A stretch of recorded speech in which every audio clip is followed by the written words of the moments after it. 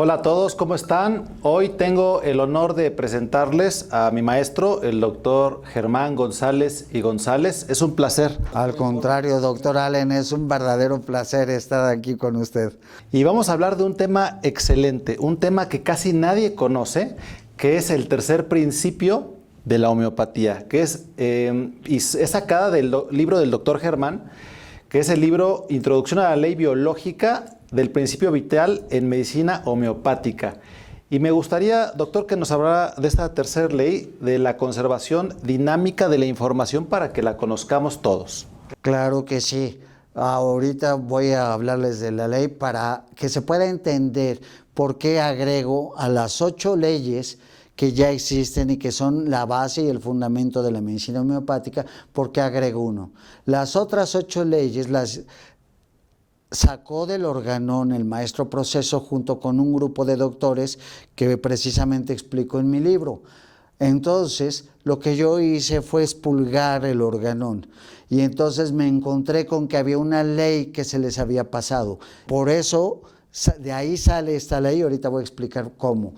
Pero esta ley yo le puse el nombre de Ley de Conservación Dinámica de la Información, que bien podría llamarse a lo mejor de alguna otra forma, por ejemplo, ley de sucusión o ley de dinamización, porque es de ahí de donde sale, de la sucusión y de la trituración. Pero ahorita lo vamos a ver. ¿Qué es lo que sucede con esta ley? ¿Por qué es una ley? Bueno, yo no me la saco de la manga. Sale del parágrafo 269 de la nota 146 de Hahnemann. Y para entender esto, creo que tenemos que hacer un poco de hermenéutica. Creo que tenemos que tomar las palabras de Hahnemann bajo el contexto en que Hahnemann las expresó en su época y luego ver por qué de ahí sale esta ley. Hahnemann nos dice, lo voy a leer textualmente en el parágrafo 269, que el método homeopático, por un procedimiento que le es propio y que nadie antes de él había ensayado, desarrolla las virtudes medicinales y dinámicas de cada medicamento, aún de las sustancias groseras.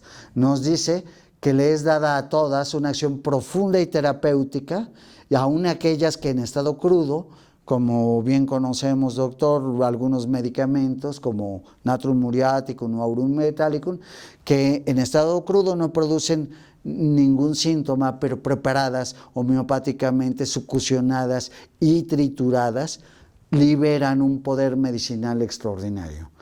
Y luego en la nota 146 nos habla de la fricción y de cómo esta fricción, como a través del calor o la combustión o los cuerpos inodoros o magnetizados por el acero, se produce un cambio en sustancias inanimadas. Y luego nos dice que hay una ley fisiológica que produce cambios patogenéticos en el organismo cuando las sustancias preparadas homeopáticamente entran a trituración. La trituración consiste en agarrar una sustancia, por ejemplo, un medicamento, un tallo en polvo, por ejemplo, y triturar una parte en 100 partes de lactosa y triturarlo por 7 minutos, se tritura 7 minutos, se raspa 3 minutos, se le vuelven a agregar otros 100 gramos de lactosa, se vuelve a triturar 7 por 3 de raspado y una tercera parte otra vez de lactosa.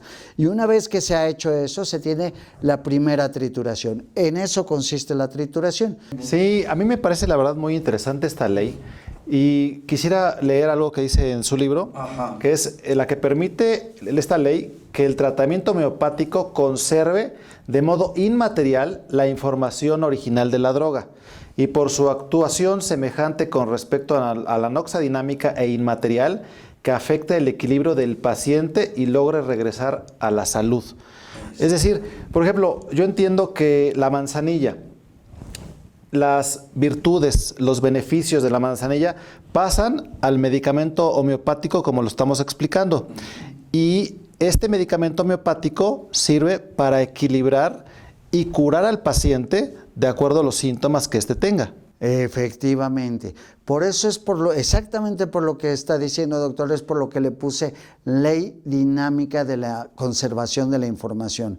Porque la trituración y la succión, que consiste en golpear fuertemente el frasco, que no está completamente lleno, sino en 3/4, libera, a través de ese choque y de esa fricción y de todo este cambio, libera la información original de la sustancia en bruto, y aun cuando se utilice en dosis extraordinariamente pequeñas, en dosis no tóxicas ya, puede producir cambios fisiológicos y cambios fisiopatológicos en el organismo para poder producir la salud o para poder producir una experimentación.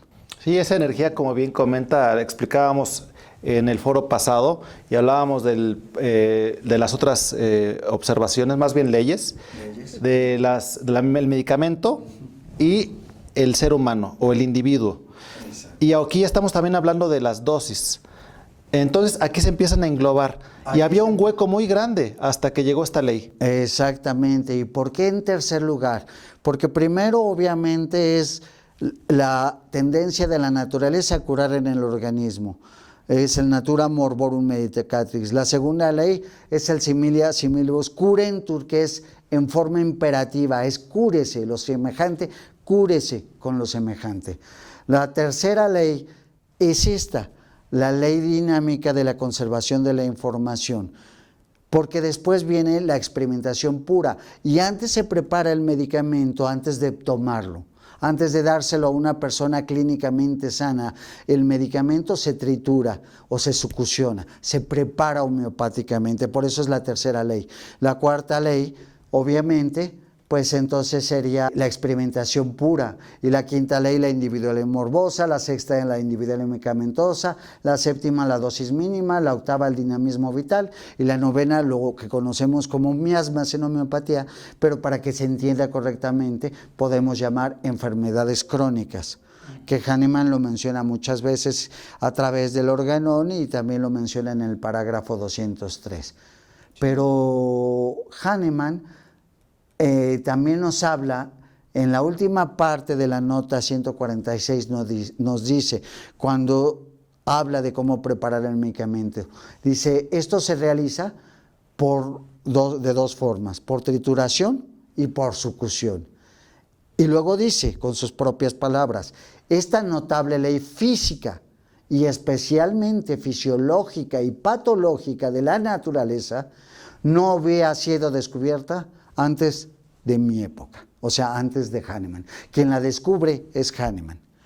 Y por eso es una ley tan importante y por eso debe estar dentro de estas 9 leyes que forman el arco de contención de la medicina homeopática.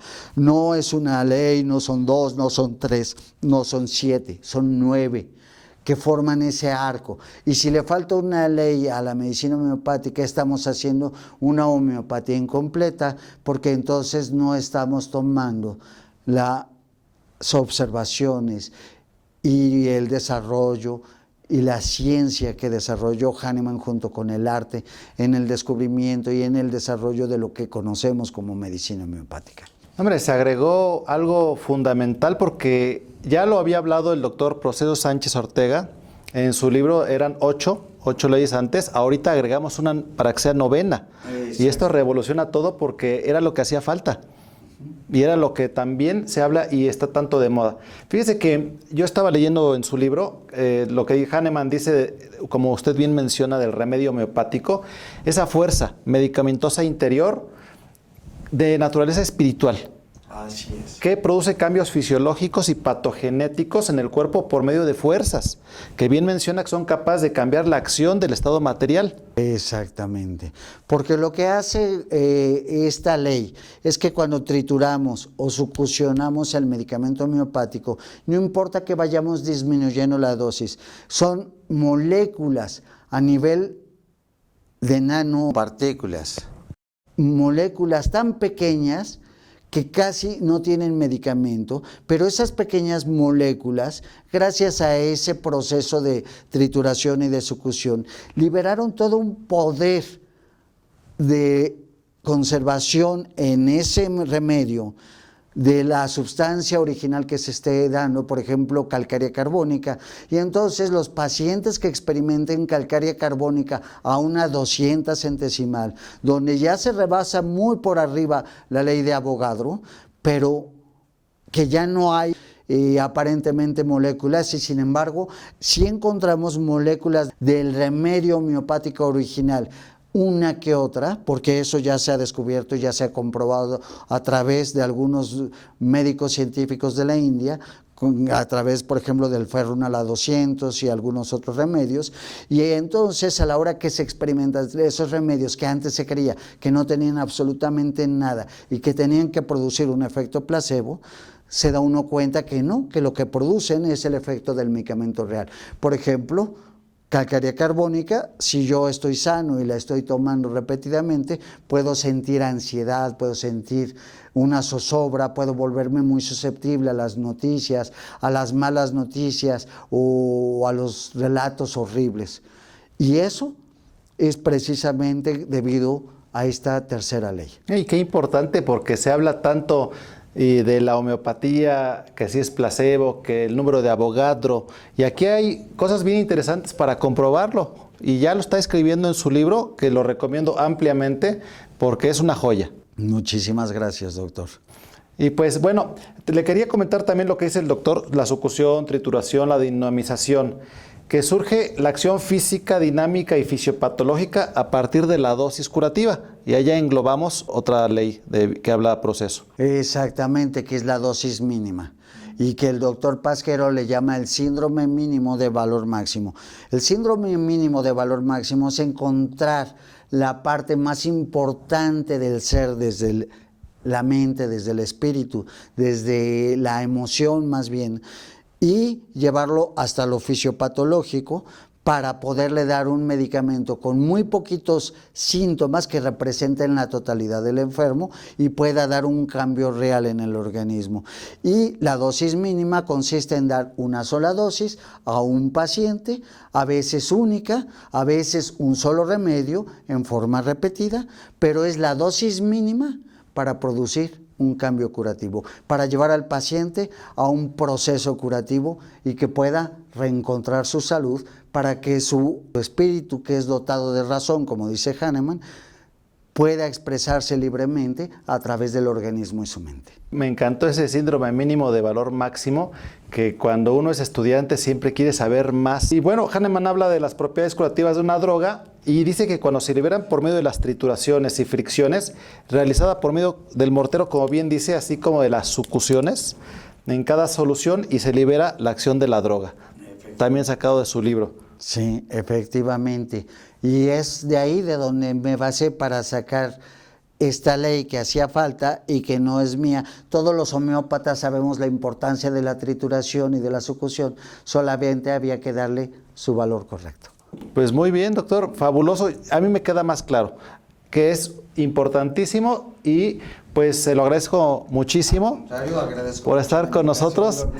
Y también les recuerdo a todos que si tienen alguna pregunta, escríbanoslos por favor en los comentarios, denle like al video, suscríbanse. Y es un placer. El placer es mío. Hasta la próxima. Hasta luego, muchas gracias.